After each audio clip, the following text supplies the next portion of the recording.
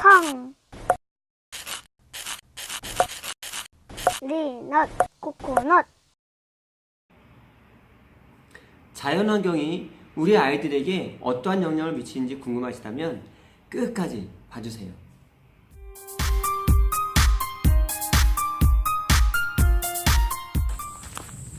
지금 산속에 들어와 있습니다. 이 산속에 들어와 있으니까는 공기도 좋고 뭔가 이렇게 살아있는 듯한 느낌이 드는데요.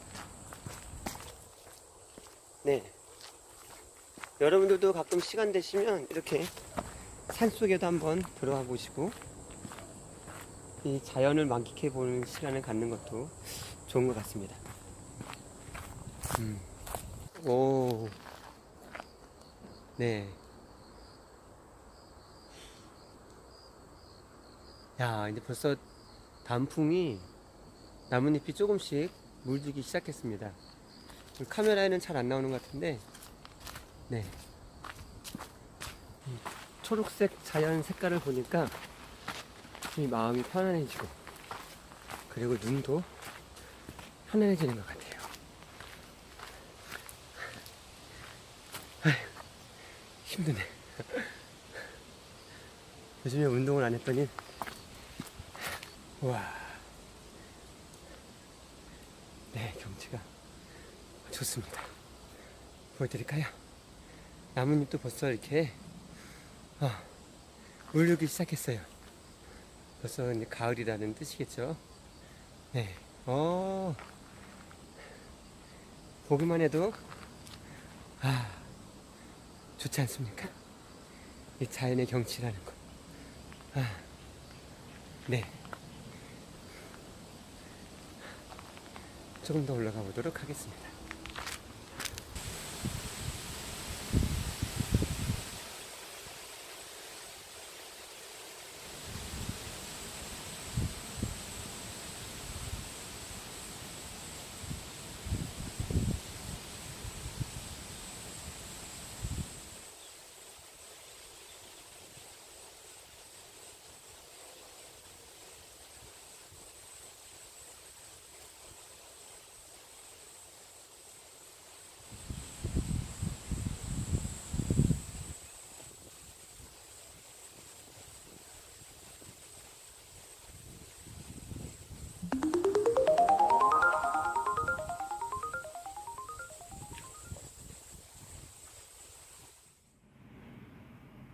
안녕하세요. 리너TV의 리너파파와 함께하는 엄마아빠 성장기입니다. 누구든지 한 분야에 대해 100권의 책을 읽을 수 있다면 그 분야에 대해 준 전문가가 될 수 있다고 합니다. 소중한 내 아이를 키우는 일에 우리가 더 알아가고 더 배우는 것, 정말 우리에게 필요하고 중요한 일이 아닐까요? 그래서 우리가 한 주에 한 권씩 책을 나누고 있습니다. 우리가 오늘 이 시간 시작하기 전에 먼저 제가 한 가지 질문을 여러분들에게 드리고 시작을 하려고 합니다. 질문은 이것입니다. 내 아이가 얼마나 자연에 노출되어 있는가? 자, 예시 1번 매일같이 자연에 노출되어 있다. 2번 일주일에 두세 번 자연에 노출되어 있다. 3번 한 달에 두세 번 정도 자연에 노출되어 있다. 4번 한 달에 한 번 이상도 자연에 노출되지 않을 때가 있다. 한번 우리 스스로 자가점검을 좀 해봤으면 좋겠습니다. 내 아이는 얼마나 자연에 노출되어 있는가.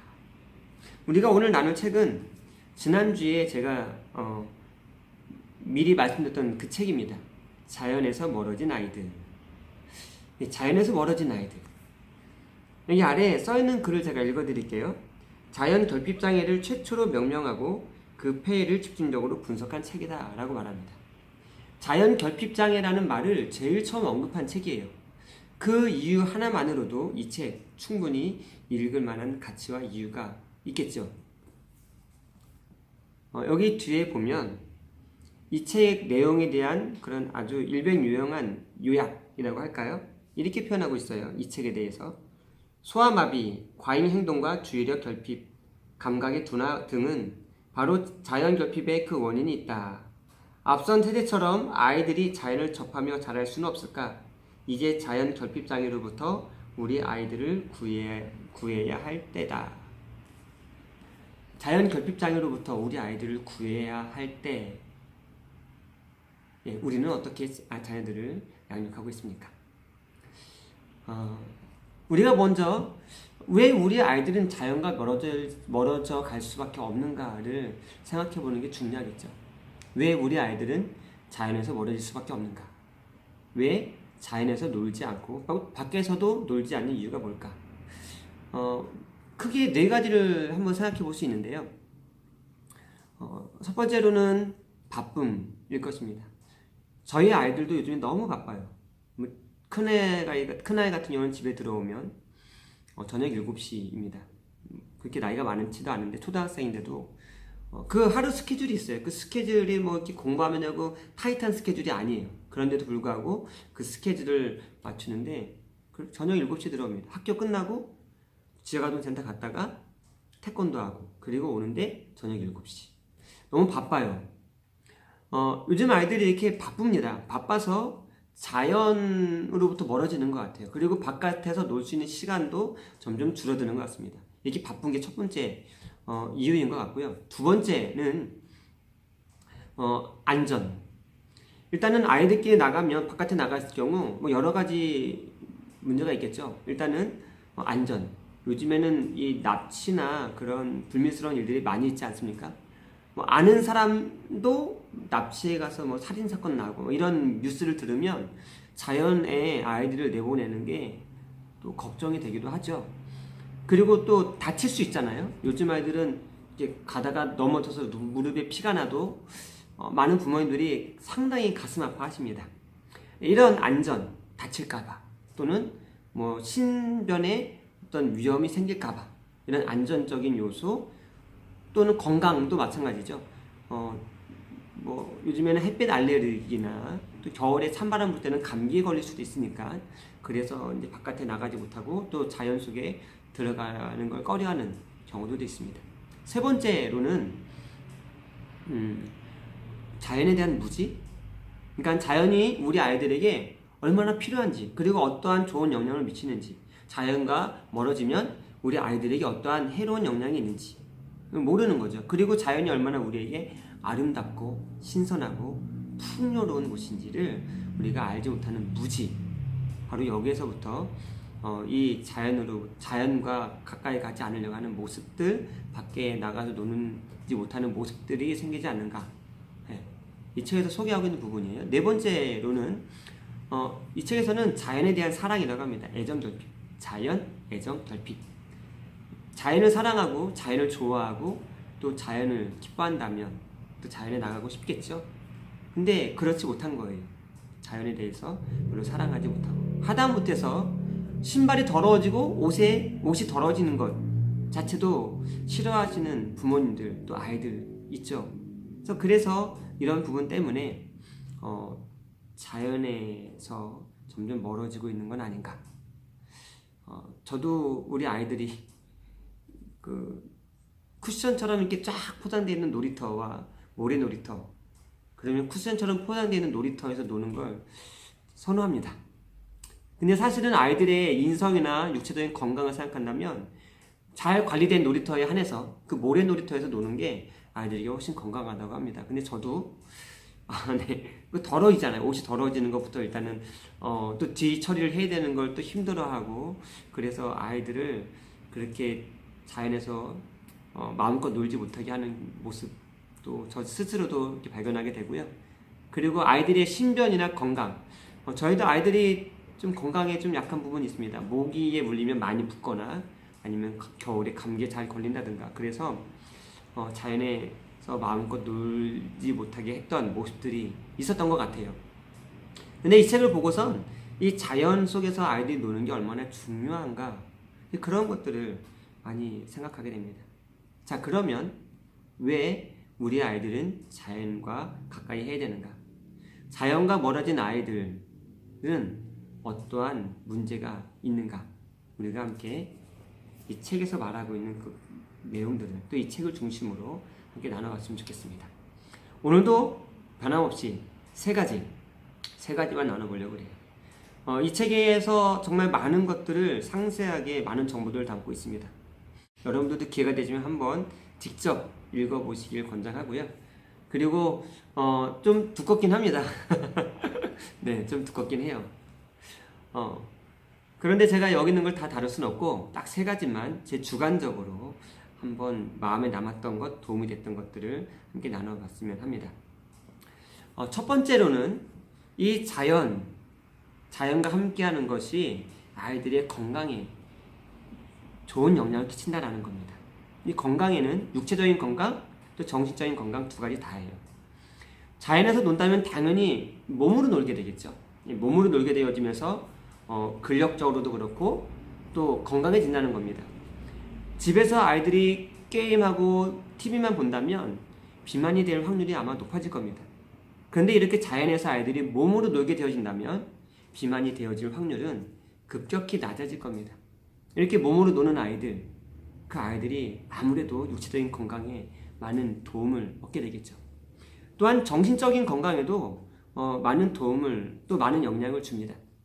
우리가 ADHD라는 말을 씁니다. 요즘에 특히 ADHD라는 말 많이 접하지 않습니까? 주의력 결핍 그리고 과잉 행동 장애라고도 합니다. 주의력 결핍, 과잉 행동 장애, ADHD. 이 아이들은요 산만해요. 되게 산만하고 집중력이 떨어집니다.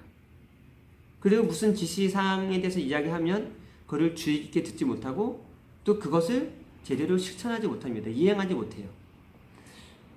또 어떤 아이들은 폭력적이기도 하고요. 또 과잉 행동을 하는 거죠.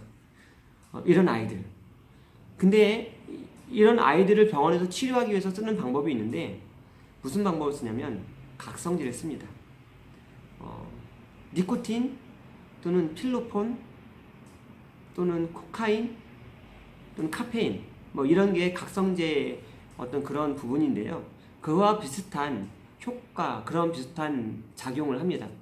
그래서 이 각성제가 병원에 가면 각성제를 처방해주고 이 각성제는 우리의 그 중추신경을 흥분시키는 그런 약물인데요. 이 각성제를 먹게 되어지면 부작용이 있습니다. 그게 뭐냐면 조금씩만 사용해도 의존 증세를 일으킵니다. 즉 중독이 된다는 것이죠. 중독 증세를 일으킵니다. 그래서 거기에 의존하게 되고요. 또 이게 심한 경우에는 환각, 망상, 그리고 자해나 폭력적인 모습들 이렇게 그러한 부작용들이 있습니다. HD, AD, 주의력 결핍장애 이런 아이들에게 그렇게 각성제를 투여해서 치료를 한다면 아무래도 한계가 있을 겁니다. 근데 이 아이들이 자연에서 노는 시간을, 자연과의 많은 시간을 접하게 해줄 때 이 ADHD 치료에 큰 도움을 준다는 연구 결과가 있습니다. 실제로 이 ADHD에 걸린 아이들, 그런 증세가 있는 아이들, 이런 아이들이 자연에서 노출되어지고 자연에서 놀 때 많이 호전되어지고 그리고 주의력이 좋아지고 과잉 행동이 교정되어지는 그러한 연구 결과, 그러한 치료법들이 많이 있고요. 그렇게 또 실제로 치료하고 있다고 합니다. 그래서 자연에서 아이들이 놀 때 요즘에 많은 아이들이 갖고 있는 또 많이 우리가 접하게 되어지는 ADHD 이거를 교정할 수 있고 또 치료할 수 있다는 것이죠. 각성제 쓰지 않아도 자연적으로 치료할 수 있다고 합니다. 어떻게 보면 우리가 이런 말을 씁니다. 이 자연스러움 이게 무슨 뜻일까요? 사전적으로는 인위적으로 꾸미지 않고 이상하지 않음이라고 써 있는데 그냥 우리가 한글로 그걸 이해한다면 자연스러움, 자연 같다라는 거죠. 원래는 우리가 아이들도 그렇고 자연에서 자라날 때 자연같이, 자연처럼 자연을 닮아가면서 자연스럽게 성장하게 되어지고 뇌나 마음이나 육체가 건강하게 자라나야 되는데 우리가 인위적인 공간에서 또 자연과 멀어지면서 이 자연스러움이 사라지는 것 같아요. 그러면서 우리의 정서도 우리의 육체적인 건강도 이 자연스러움이 깨지면서 그렇게 병들어가는 건 아닌가 그런 생각을 해봅니다. 이러한 정서적인 부분들도 자연에서 자연스럽게 큰다면 아이들이 또 건강하게 또 자연스럽게 약을 먹지 않아도 치료가 될 수 있다라는 것이죠. 이 ADHD의 주된 그 주범이라고 해야 될까요? 텔레비전이라고 합니다. 연구 결과에 따르면 텔레비전이라고 이 책에서 소개하고 있어요. 7세 미만의 아이들이 텔레비전을 하루에 1시간 이상, 1시간씩 더 볼수록 ADHD, 즉 과잉 행동 장애를 유발할 확률이 10%씩 증가할 수 있다라고 말합니다. 그런 점에 있어서 우리 아이들이 자연에서 멀어지는 것 여러 가지로 손해인 것 같아요. 이렇게 아이들이 자연에서 함께 가까이 한다면, 또 자연 속에 노출되어지고 자연 속에서 자연스럽게 아이들이 거기에 거하게 된다면 이 아이들의 건강에도 도움이 된다, 좋은 영향을 준다라는 것이죠. 여기서 말하는 건강은 육체적인 건강 그리고 정신적인 건강 두 가지 다 도움을 주고 좋은 영향을 끼친다라는 겁니다. 그래서 어쩌면 요즘 아이들이 자연과 멀어지고 있기 때문에 ADHD 이러한 증상들이 더 많이 나타나는 건 아닌가, 그런 생각들을 해봅니다. 두 번째는 지능입니다. 자연과 가까이 하면 지능에 도움을 준다, 좋은 영향을 끼친다라는 겁니다. 우리가 보통 지능 그러면 IQ를 떠올리게 됩니다.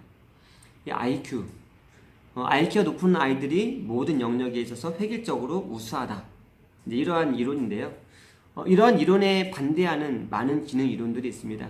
그 이론들 가운데 대표적인 것 중에 하나가 가드너의 다중지능 이론이 있습니다. 이 이론은 지능이 높은 사람이 모든 영역을 획일적으로 다 뛰어나다라는 이론이 아니라 8가지의 영역을 만들면서 그 영역마다 다 다르다라는 거죠. 이 영역에 뛰어난 아이들이 있고, 이 영역에 뛰어난 아이들이 있고, 또 이런 영역이 있고, 이렇게 여러 가지 영역을 구분해서 그 지능이 발달한 그 차이에 대해서 설명하고 있는 이론인데요. 가드너의 이 다중지능 이론을 보게 되어지면 첫 번째는 언어예요. 언어를 익히고 내가 알고 있는 것들을 표현하고 구사할 수 있는 능력. 두 번째는 논리 수학입니다. 계산, 계량화, 그리고 도식화하는 이런 능력. 세 번째는 공간이에요.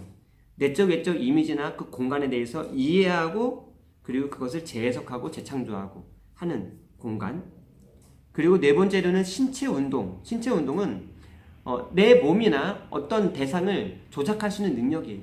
그래서 이 신체 운동이 발달한 아이들은 운동만 잘하는 게 아니라 악기나 운전이나 이렇게 도구를 사용하는 것도 잘합니다. 조작하는 능력이에요. 음악, 이거는 음감이나 리듬감이나 이런 음악적인 부분이죠. 음색, 음높이 이런 쪽으로 또 탁월한 능력입니다. 여섯 번째는 대인관계입니다. 대인관계, 타인을 이해하고 타인과 상호작용을 갖는 이런 대인관계 능력. 일곱 번째는 자기이해, 자기 스스로를 이해하고 자기의 일을, 미래를 계획하고 조절할 수 있는 능력. 그리고 여덟 번째는 자연탐구인데요. 바로 이 부분, 자연탐구. 우리 아이들의 지능에 있어서 이 자연탐구 영역을 개발시켜주기 위해서는, 더 발전시키기 위해서는 아무래도 자연과 가까이 지낼 때 아무래도 이것이 더 발전되게 되겠죠. 우리가 언어 공부를 열심히 시키면 이 아이 그 언어적인 부분들이 더 발달하는 것처럼 이 자연 탐구 영역도 마찬가지입니다. 자연과 함께 할 때 자연 탐구 영역이 더 발달하게 되어지죠. 이 자연 탐구는 이런 겁니다.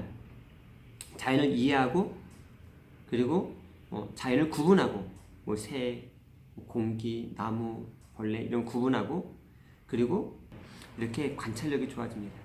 이것저것 주의 깊게 집중해서 관찰할 수 있고 그것의 특성들을 잘 파악할 수 있는 능력들이 길러지는 거죠.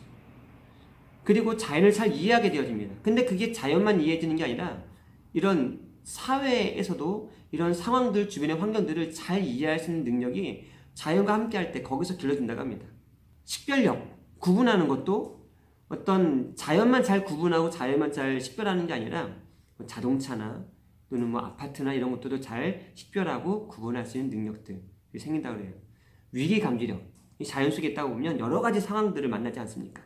그 여러 가지 상황 속에서 이 위기감지력도 같이 성장한다고 합니다. 뿐만이 아니라 우리 아이들이 자연에서 놀게 되어진다면 상상력, 창의력, 그리고 아까도 말했다시피 관찰력, 그리고 식별력, 위기감지력, 적응력, 응용력 이런 것들이 막 개발이 되어져요. 왜냐하면 한번 생각을 해보십시오.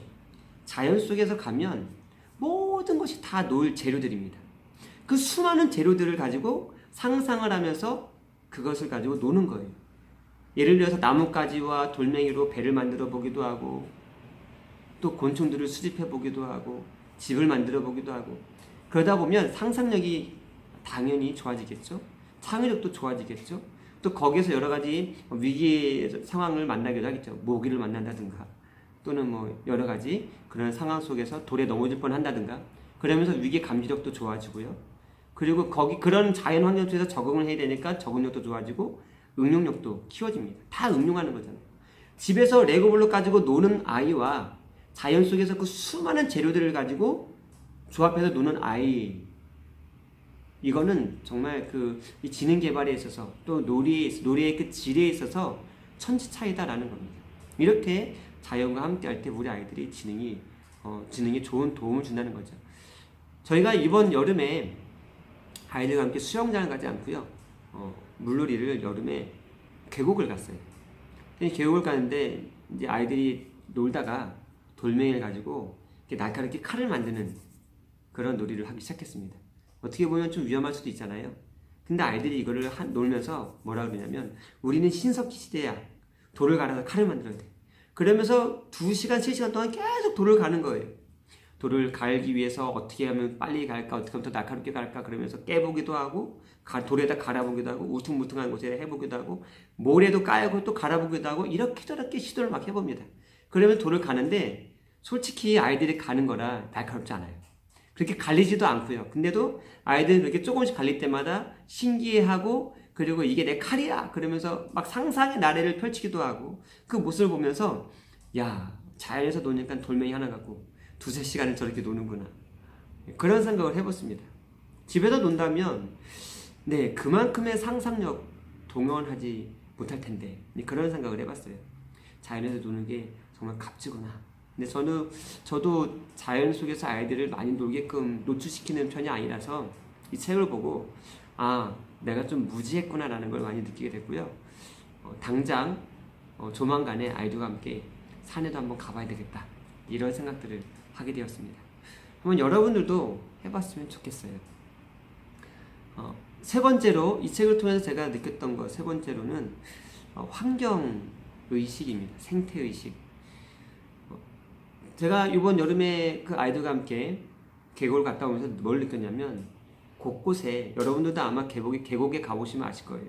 곳곳에 쓰레기들이 막 버려져 있습니다. 참 얼굴을 이렇게 찡그리게 하는 그런 환경인 거죠. 나 편하자고. 그냥 내가 쓴 것 들여다가 쓰레기통에다 버리거나 집에 가져와서 버리면 되는데, 나 편하자고 그냥 거기다 버리는 거예요. 그런 모습들을 보고, 또 우리 주변에서도, 놀이터에서도 아이들 놀면은 쓰레기를 막 버립니다. 그거를 부모님들이 야, 그렇게 버리면 안 돼, 그럼 지구가 아파, 이렇게 한마디만 해줘도 아이들이 그 쓰레기를 다시 주워서 이렇게 버릴 텐데, 부모님들도 그냥 방치시키는 모습 보고선 안타깝다라는 생각을 했습니다. 우리가 잘 아는 내용 가운데 하나가 2030년이 되어지면 북극의 여름은 빙하가 없습니다 라는 보고가 나오지 않았습니까? 제가 다큐멘터리에서 본 내용인데요. 고래가 죽어서 해변가로 떠내려왔어요. 그래서 그 죽은 이유가 뭘까? 그래서 고래를 이렇게 열어보는 가운데 뭘 발견했냐면, 고래 뱃속에 비닐봉다리가 60장인가 80장이 들어가 있는 겁니다. 고기를 먹으려고 입을 벌리고 이렇게 고기를 먹는데, 그때 바다에 버린 비닐봉다리를 같이 먹은 거예요. 그리고 그 비닐봉다리가 고래의 사망 원인이었던 것입니다. 씁쓸하죠. 그리고 어떤 물개는 여기 코에 빨대가 박혀가지고 피를 흘리면서 병들어 있는 물개. 요즘에 우리가 미세먼지나 여러 가지 이 환경 오염에 대해서 피부로 막 느끼잖아요. 그럼에도 불구하고 여전히 쓰레기를 버리는 모습을 보면서 제가 그런 생각을 해봤습니다. 쓰레기만 버리지 않아도 그래도 지금보단 나을 텐데, 이런 생각을 해봤어요. 근데 아마 여러분들도 아시는 것처럼 잘 되지 않아요. 왜 사람들은, 그리고 왜 아이들은 이 생태의식에 대해서 갖지 못할까? 왜 환경은 오염되어져 가고 있고 남극의 얼음이 다 녹아서 없어져 가고 있는 상황에도 불구하고 아직도 깨닫지 못하고 왜 쓰레기를 그렇게 무분별하게 버리고 사용하고 있을까? 근데 제가 이 책을 보다가 그 해답을 찾았습니다. 이 책에서 뭐라고 말하냐면 자연에 대한 애착을 갖게 하기 위해선 어려서 자연에 많이 노출시켜야 되고 자연과 가까이 하게 해야 된다라고 말합니다. 어려서 자연과 가까이 있는 아이들은 자연에 대한 애착을 갖게 되어지고 그런 아이들은 당연히 생태의식을 갖게 되어지고 그리고 환경에 대해서도 주의 깊게 주의하게 되어진다는 것이죠. 점점 이 자연과 멀어져 가 있는 아이들, 그래서 아이들은 자연에 대한 애착감이 떨어지게 되어지고 관심도 떨어지게 되어지고 무관심하게 되어지고 그러면서 이 환경이 어떻게 망가져가는지에 대해서 그렇게 관심을 갖지 않게 되는구나 라는 생각을 하게 되어지면서 아이들을 자연과 멀어지게 하면 안 되겠구나 이런 생각들을 해보게 됐습니다. 특히 지금과 같이 환경이 망가져가는 시대에는 더욱 아이들을 자연으로부터 멀어지게 하면 안 되겠구나 라는 생각을 해봤어요. 환경을 지키기 위해서 우리가 해야 되는 첫 걸음, 아이들에게 자연 애착심을 심어주는 것. 자연 애착심을 심어주기 위해서 우리가 해야 되는 첫 번째, 자연으로부터 멀어지지 않게 해야 된다라는 거죠. 특히 어린아이들, 어릴 때부터 그렇게 할 때 아이들에게 자연 애착심이 생기게 되어지고 그리고 이 환경, 생태의식을 갖게 되어진다는 겁니다. 이렇게 이 책을 보면서 우리 아이들이 자연과 멀어지는 것에 대한 위기감, 그리고 당장 제 아이부터 자연과 좀 가까이 그리고 자연에 많은 노출을 시켜줘야 되겠다라는 생각을 하게 되었습니다. 이 책에서는 실천 사항에 대해서도 구체적으로 적어 있어요. 몇 가지만 소개한다면 이렇게 할 수 있을 것 같아요. 이제 제가 스스로 생각했던 것 중에 하나이기도 하고요. 책에 나와 있는 내용이기도 합니다. 비가 오는 날이면 날씨가 춥지 않다면 우산 쓰고 장화 신고 나가서 물튀겨 보고 빗속에서 놀아보는 거죠. 여름에 하면 괜찮을 것 같아요. 여름에 빗속에서 놀아보는 거. 그리고 널판지를 이렇게 엎어놓고요. 마당에다가 일주일 동안 놔두는 거죠. 그리고 일주일에 한 번씩 널판지를 뒤집어 보면서 그 안에 어떠한 벌레, 곤충들이 생겼는지, 어떤 새 가족이 생겼는지를 찾아왔는지를 관찰하는 거. 그리고 자연의 아름다운 모습을 하루에 한 장씩 사진으로 찍어오는 거. 뭐 학생들 같은 경우는 핸드폰이 있는 아이들은 그렇게 한번 해보는 거. 돌 수집하기. 예쁜 돌, 멋있는 돌 수집해보기. 그리고 하늘을 보면서 구름을 보면서 구름의 모양을 관찰하고 구름의 이름을 지어주기. 전 자동차 구름, 전 양떼 구름, 저거는 뭐 삽구름, 저거는 비행기 구름, 이렇게 꽃구름 이렇게 이름을 지어주는 거죠. 그리고 텃밭을 가꾸는 것도 그 중에 하나고요. 산책하는 것 이런 것도 좋고요. 그리고 아이들과 함께 물에서 노는 거예요. 물과 가까이 하게 물에서 놀고 그리고 낚시하고 고기 잡기 하는 것도 자연에 노출시키고 자연과 함께하는 가까이 하는 방법 중에 하나이고요. 또 이것도 중요한 부분입니다. 아이들에게 우리가 부모님들이 자연에서 놀았던 즐거웠던 경험들, 기억 남았던 이야기들을 아이들에게 해주는 거예요. 자연스럽게. 그것이 또 아이들에게는 자연에서 그렇게 놀 수 있구나. 자연은 우리에게 좋은 곳이구나. 자연은 행복하다. 자연을 우리가 소중히 여겨야 되겠구나. 이런 마음들을 심어줄 수 있는 것이죠. 그래서 그런 것도 하나의 방법이 될 수 있을 것 같습니다. 뭐 여러 가지 또 여러분들이 창의적으로 그런 자연에서 우리 아이들을 자연에 노출시키고 자연과 멀어지지 않게 가까이 할 수 있게 하는 방법들을 한번 생각해 볼 수 있을 것 같아요. 이 실천 사항들에 대해서 한번 우리가 해봤으면 좋겠습니다. 저는 등산을 한번 가보고 싶어요. 아이들과 함께 등산 한번 가보고 싶고 돌 수집하기, 구름에 이름 지어주기 한번 해봤으면 좋겠습니다. 저희가 아파트라서 텃밭은 없지만 이런 방법으로 또 해볼 수 있을 것 같아요. 여러분들도 한번 해보시길 바라고요. 그리고 이 실천을 해보는 가운데 아이들이 변화가 있거나 또 나누고 싶은 이야기가 있으면 댓글 꼭 남겨주시길 부탁드립니다. 오늘은 여기까지 하고요. 우리가 다음 주에 또 나눌 책은 이 책입니다. 놀이의 반란. 놀이가 아이들에게 어떠한 영향을 끼치게 되어지고 얼마나 중요한지, 그리고 우리가 부모님들이 놀이라고 생각했던 것들이 사실은 가짜 놀이일 수 있다는 것, 어떤 것이 가짜 놀이인지, 어떤 것이 진짜 놀이인지, 그런 이야기들을 다루게 된 책입니다. 이것도 EBS 다큐프라임 화제작입니다. TV에서 방영됐던 내용들인데요. 기대가 되십니까? 다음 주에 함께 나눠봤으면 좋겠습니다. 우리가 한 주간 동안 우리 자녀들을 자연 속에 한번 자연의 생기, 살아있는 전기, 그 자연스러움을 마음껏 느끼고 자연스럽게 성장할 수 있도록 자연과 가까이 우리 자녀들을 이끌어서 볼 수 있는 우리가 됐으면 좋겠고요. 그리고 도움이 되셨다면 좋아요, 구독하기 꼭꼭 부탁드립니다. 그러면 우리가 다음 시간에 다시 만나도록 하겠습니다.